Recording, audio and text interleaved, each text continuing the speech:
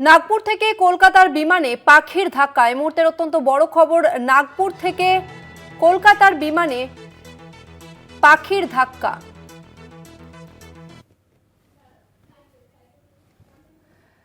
Indigo 6C812 ফ্লাইটে পাখির ধাক্কা, বিমান ফিরে গেল নাগপুরে। বিমানে 272 জন যাত্রী ছিলেন, সবাই নিরাপদে রয়েছেন বলেই জানা যাচ্ছে। বড়সড় বিপর্যয় থেকে রক্ষা ইন্ডিগো ফ্লাইটের।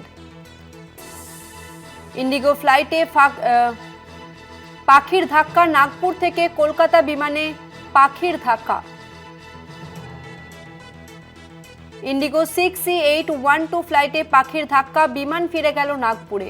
তবে বড়সড় বিপদের হাত থেকে রক্ষা পেল ইন্ডিগো ফ্লাইট। বিমানে 272 জন যাত্রী ছিলেন, তবে সকলেই নিরাপদে রয়েছেন এমনটাই জানা যাচ্ছে। আমরা বিস্তারিত জানবো, আমাদের সঙ্গে ফোন লাইনে রয়েছে প্রতিনিধি মৌত্রিষা চক্রবর্তী। মৌত্রিষা, কি জানতে পারছো?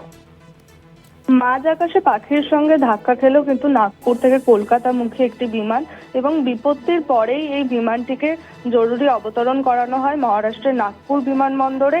যেমনটা জানা যাচ্ছে, বিমানটিতে 272 জন যাত্রী ছিলেন এবং যাত্রীদের নিয়ে নিরাপদেই নাগপুরে অবতরণ করে বিমানটি। পাখির সঙ্গে ধাক্কা লাগার ফলে বিমানের নাকের দিকে কিছুটা অংশ ক্ষতিগ্রস্ত হয়েছে বলে জানা যাচ্ছে, এবং যেমনটা জানা যাচ্ছে যে বিমানটি কিন্তু নিরাপদেই নাগপুর বিমানবন্দরে ফিরিয়ে নিয়ে যাওয়া হয় এবং একটি বড় বিপত্তির হাত থেকে কিন্তু বাঁচলো এই বিমানটি।